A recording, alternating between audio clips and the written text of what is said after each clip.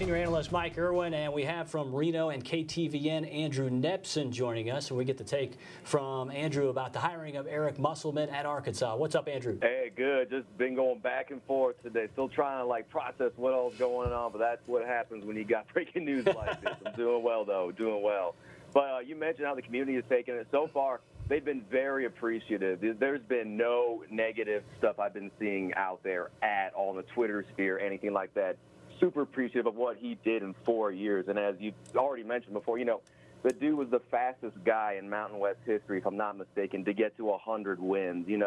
His resume just really speaks for itself, taking Nevada to a place that it had only been once before, to a Sweet 16.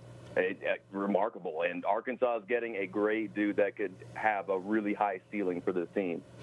Andrew, when you talk about recruiting, there were some things written out there about how Eric Musselman would go about that. Obviously, he would get immediate help via the JUCO route. But in terms of the high school ranks, and you look at your neck of the woods and how that plays out there, we're all here concerned about how he's going to do it in the natural state because clearly there's a lot of talent coming out of here. But what is his take on recruiting, and how do you think he went about that during his time with the Wolfpack? It's interesting. As you probably noticed, he doesn't really recruit at this point too many guys straight out of high school, except for the big fish he caught in Jordan Brown, that five-star guy, McDonald's All-American. I wonder if he's going to take him with him to Arkansas. That's the next question I got on my mind. But he's really in that transfer portal. And what's amazing is he's made it work. Because usually, if a guy's going to transfer, they're like, it's because I'm not getting enough playing time. So, you try to go another place. And sometimes, especially here in Nevada, there were a lot of guys that were playing, 30, 40 minutes in their previous stops. And they're like, you know what, go to Nevada, fresh start. They play 5 to 10 minutes, maybe 20 tops per game. It's amazing how he gets these guys to buy into the program of, I'm going to go here, but play less minutes, way less minutes than I thought, and still get a great outcome from these guys. And it seems positive the entire time through. Andrew, one of the issues that I saw from this Arkansas basketball team this past season that finished 18-16 is that they didn't bring enough of that blue-collar mentality. When you bring a blue-collar approach, you've got to be able to win in the half court. And there were times when they just couldn't get their brand of basketball that they liked to play at times when they were led by Mike Anderson. Speed teams up, force turnovers, score a lot of points off turnovers. If you were to sum up Eric Musselman's style and what he brings in terms of his approach, how he wants his team to play night in, night out, what would it be? It is over-preparing for your opponent for sure, having things ready to go right away. I mean, there were times, off the opening tip, he had plays in his back pocket ready to go and just pull it out on you, as well as he's a master of the halftime adjustment, switching up defenses, offenses, putting in different sets on offense just to throw you off guard.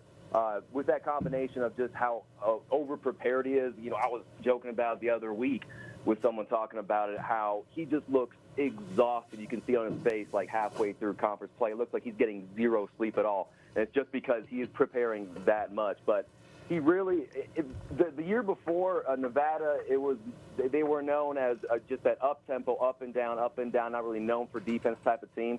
This year, he really brought in a lot of guys that had a lot of length, and he switched up to where, okay, we're going to be a physical, defensive, shut-you-down kind of team, like you mentioned, in the half court. And you saw that a lot. He even mentioned, we have a new identity this year. We're going to shut you down in the half court on defense, and their defensive numbers, spoke for themselves.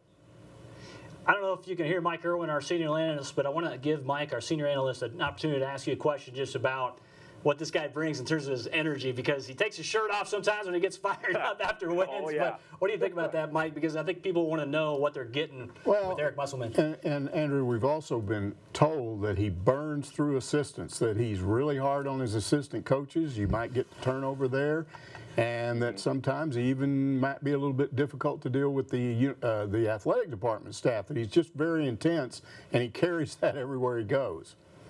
Indeed, he really is just like that. He's very high-strung. I've even seen it post-game press conferences. You never know what you're going to get out of him, even during a win. I'll never forget, he dropped one of the greatest one-liners after their exhibition loss to Washington. It's just it's an exhibition game, just a tune-up. But he was like, you know what, maybe, we played the worst defense I've ever seen. Maybe I should ask my dog Swish and see what kind of defense I should play. Maybe we can play a zone next time. I'll have to ask him when I get home. He is just go, go, go 24/7. And sometimes, on our end as a reporter, you got to be careful, not what you ask him, but how you ask him the question. Otherwise, bam, he's going to jump all over you because he's just so intense with what he does. And it's why he is so good. All right, Andrew, appreciate that very much. For Mike Irwin, I'm Drew Ammon. Of course, much more on Eric Musselman coming up.